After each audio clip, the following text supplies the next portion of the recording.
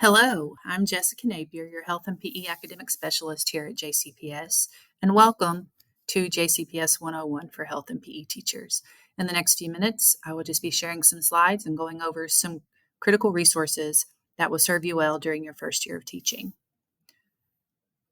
So like I said, I'm Jessica Napier. I'm your JCPS Health and PE Academic Specialist. I work in the Office of Academics at JCPS. On the screen, you will see my email address as well as my Ring Central number, so feel free to contact me either of those ways. The Ring Central number you can message or call, and I will happily respond. Over the next few minutes, I'm going to share some key resources that I feel like will be extremely valuable to you as a beginning teacher. First of all, we'll take a look at the academics website, which houses some curriculum documents that you will find valuable. Next, I will share two PE and health resources that are available to you from the district. Third, we will go over some best practices, both for health content and for PE content. And lastly, I will share some professional learning opportunities available to you throughout the year. So first, the academics website is new and it looks really nice. The Department of Academics has worked extremely hard to share this information with us in a very concise and clear way. So it houses links to curriculum resources. You can access it by typing in jcps.me/academics, or you can click on JCPS quick links in the top left corner of your screen if you're logged on to your JCPS account. Scroll down and just click academics website. So there you will see two very important documents for your use this year. One is a curriculum framework, which includes rubrics, assessments, lesson plans, and instructional aids and slides. Those are aligned to the Kentucky Academic Standards. So look at those. There's one for health. There's one for PE for each grade level. If you have any questions, please reach out. The second important document on that website is the instructional framework. The instructional framework is basically a class structure that you can follow in order to build vibrant learning experiences for your students. So there's one for health, K through 12, and there's one for PE, K through 12. It will help you take your class period and divide it into 4 sections or 4 parts, and it will also tell you what to include in each of those 4 parts. Please explore those documents and please reach out if I can assist you in any way. Next, I want to recommend a PE resource. I recommend Open Phys Ed to PE teachers as just a really good resource to find activity examples. So Open is, like I said, a free resource. You can create your own account. So just go to openphysed.org, create your own account, click on Physical Education Resources, and find your grade level. Open Phys Ed is a comprehensive site that is unit-based. Some highlights are that there are complete unit modules on there, and there's also some best practices. We have included in our curriculum framework some activities from Open, but if you want to explore different activity options, Open is what I recommend.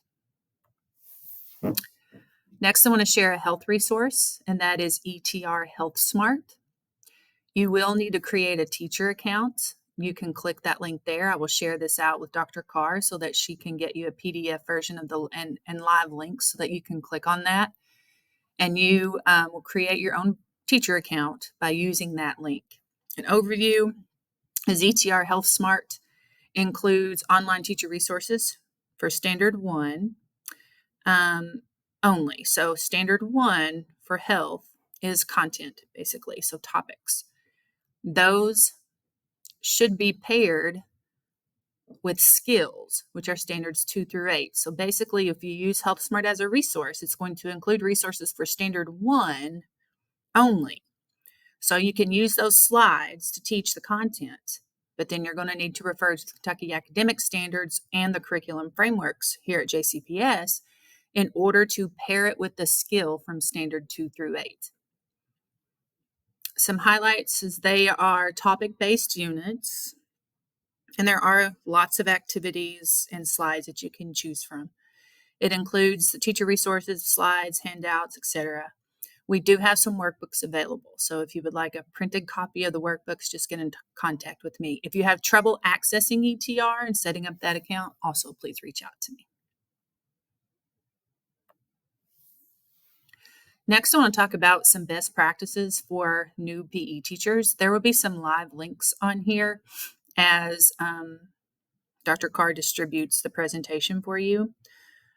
But if you take a look at the topics listed, these should become very, very familiar to you, especially when developing your professional growth plan. These are based on the Danielson framework. And so I've just given you some pointers and some look fors for each of those domains in PE. So, for example, for learning environment, we want to create a safe and supportive learning environment. For instructional strategies, we want those to be inclusive and active. Your goal should be at least half your class, the students should be active in PE, at least. So we want them to be active, physically active, more than 50% of the class. Curriculum-wise, it needs to be standards-based as well as equitable. We worked really hard on our curriculum frameworks to align those to the state standards, as well as to Goldie Mohammed's 5 Pursuits, which ensures equitable access to students. Assessment-wise, those also need to be equitable, and you need to use a variety of assessments. Assessments in physical education can be a little different than the regular classroom. So I encourage you to use a variety of tools. If you need help with that, we have some all-stars in our district who assess PE very well, and I would love for you to watch them assess students, or at least talk to them about assessing students. And then lastly, when it comes to professionalism in PE, first of all, advocate for your field. You really do provide an opportunity for students to get up and move, to get that oxygen flowing to their brain, which really inhibits focusing, or really helps focusing and learning in the classroom. And lastly, I urge you to reach out, especially if you are a singleton, so to speak, in your school. A lot of times we feel like we're on an island because we're the only teacher of our subject in our school. So please reach out and build community. We will have some professional learning opportunities. I also encourage you to become involved in Kentucky SHAPE, which is Kentucky's professional organization for health and physical educators. Over there on the left, you will see just some links to some other best practices as available from SHAPE America, as well as the Kentucky Academic Standards, as well as the JCPS academic sites. Next, I want to talk about some best practices for health teachers. Health teachers, you'll see the same topics. Those are based on the Danielson framework, and a lot of the same look-fors. For the learning environment, we also want it to be safe and supportive. Your instructional strategies need to be inclusive and skills-based. So you heard me talk about a minute ago how you need to partner a skill from standard 1, a topic from standard 1 with a skill from standards 2 through 8. So those standards are written in a way that supports skills-based health education. If you don't know that term, please call me and talk to me. I can help you learn a little bit more about skills-based health ed if you've not been introduced to it. Curriculum-wise, again, it needs to be standards-based and equitable. Assessment-wise, equitable and performance-based. So a lot of times in health, the way you and I were taught before may have been more of a sit and get atmosphere, may have been a more multiple choice, true, false type assessment. Health education has changed. So since we've moved to skills-based, the assessments need to be performance-based. And so students can have a chance to demonstrate those skills at which you have taught them and they have practiced and they've received feedback for. And then lastly is professionalism. And same as I said with the PE teachers, please advocate for your profession. You are teaching skills that can literally save a child's life. So advocate for the importance of your profession, and also reach out and be a part of a professional community here at JCPS as well as in Kentucky Shape.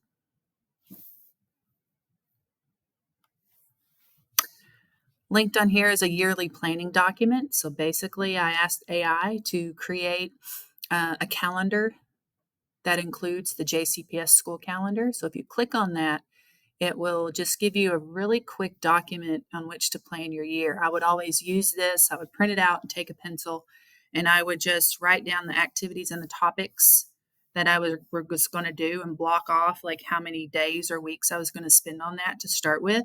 And then I would go back and fill in the standards, and then I would go back and fill my lessons and activities. If you need help with that document, again, please reach out. I'd be more than happy to help you with that. And then lastly, I'd like to let you know about some professional learning opportunities that we already have scheduled and are on Vector.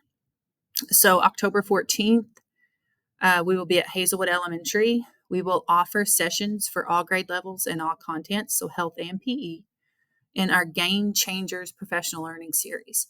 It's really important that you attend these because you will hear directly from some of your colleagues about what types of activities or what types of tools or what types of resources have truly been game changers in their instruction.